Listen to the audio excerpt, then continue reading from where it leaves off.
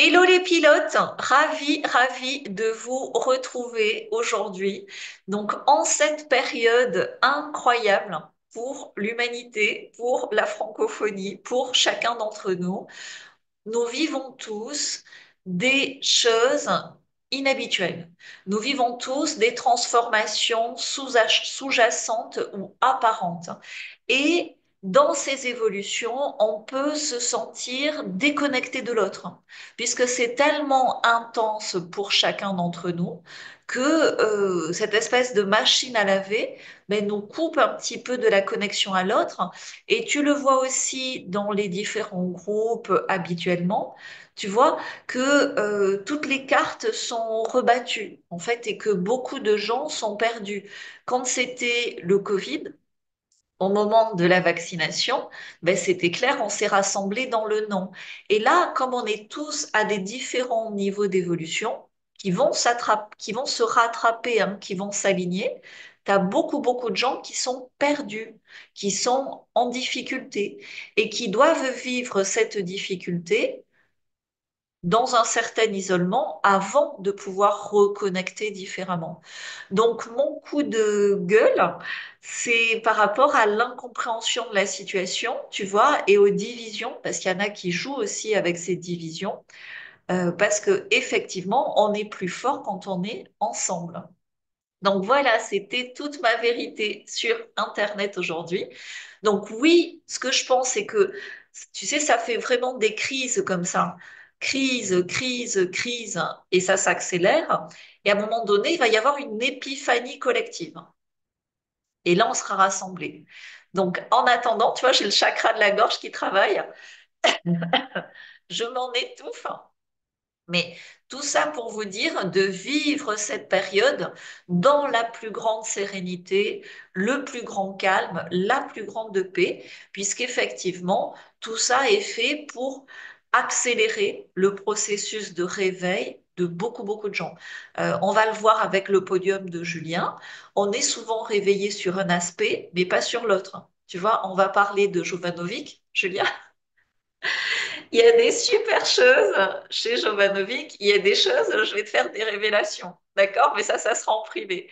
Donc, du coup, je te passe la parole pour, à ton tour, jouer à ce jeu de la vérité. Je dis toute ma vérité avec tout mon cœur et en toute sincérité sur Internet. C'est à toi, Julien.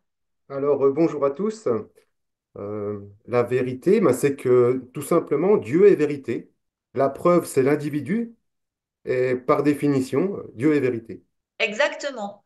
Mais dans tout ce process, on doit aussi l'incarner, si tu veux, dans la matière. C'est-à-dire qu'avant, la spiritualité était réservée à une partie de la population, par exemple aux religieux, qui s'investissaient intégralement dans une vie exclusivement spirituelle. Et aujourd'hui, nous sommes tous confrontés à la nécessité de mettre notre spiritualité au service de la matière. C'est comme, tu vois, avant, il y avait les moines qui, entre guillemets, c'est le sacerdoce, tu vois, sacrifier leur vie pour Dieu. Aujourd'hui, nous mettons tous notre vie au service de Dieu, mais aussi dans la matière. C'est ce que, pour moi, c'est le message de l'ère du Verseau. Ça te parle?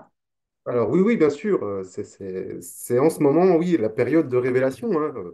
Je le vis, donc actuellement, c'est voir clair, c'est ne plus être trompé, ne plus être dolé, hein.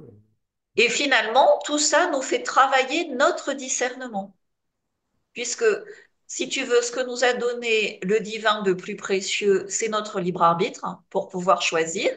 Et choisir qui? Dieu, mais avec discernement.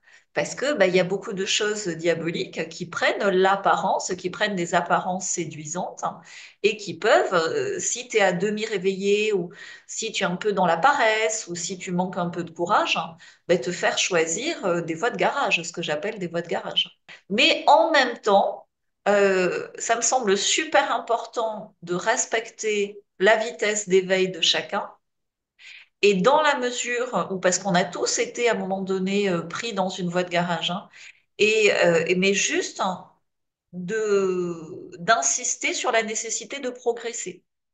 Tu vois, tant que tu progresses, c'est bon. Ce qui est dangereux, c'est de rester bloqué dans une certitude qui pourrait être questionnée. T'es d'accord? Plus que d'accord, puisque dès qu'on découvre quelque chose, c'est le début d'autre chose.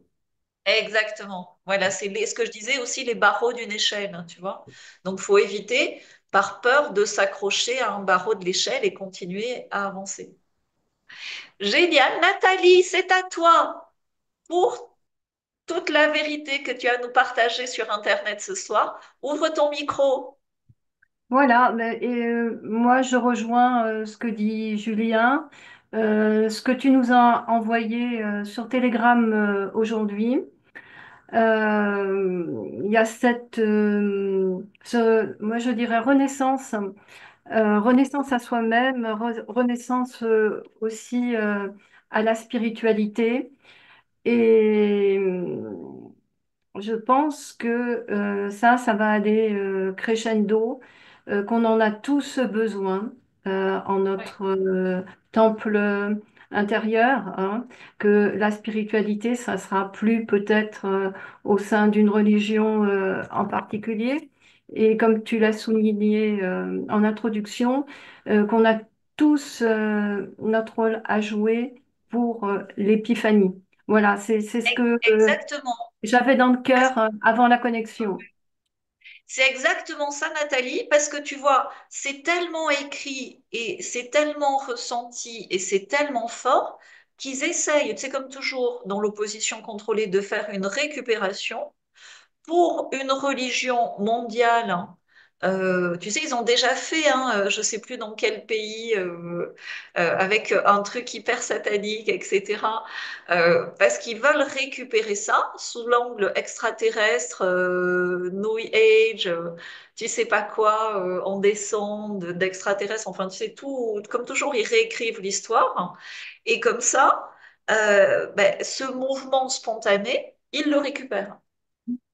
Tout Tu à vois? fait. Mm. Et le diable fait toujours ça, c'est-à-dire qu'il prend quelque chose qui est beau, qui est naturel, et dans une phase de séduction, il le récupère et il perd la personne. Parce que le plus difficile, une fois que tu as fait tous ces efforts, c'est d'admettre que tu t'es trompé. Que non, c'est pas un extraterrestre qui communique avec toi. C'est un démon peut-être, tu vois? Donc c'est challenging, hein, c'est challenging.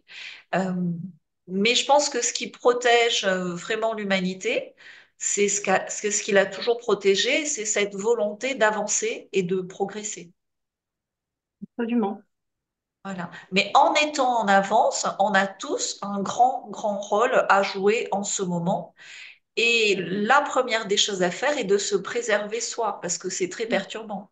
Quand Mm. tu vois beaucoup de gens perdus, tu peux avoir tendance à trouver ça désespérant, à trouver ça triste.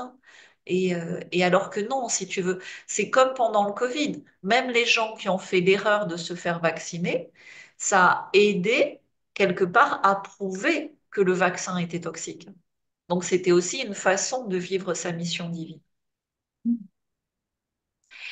Donc, go, go, go dans le podium de Julien.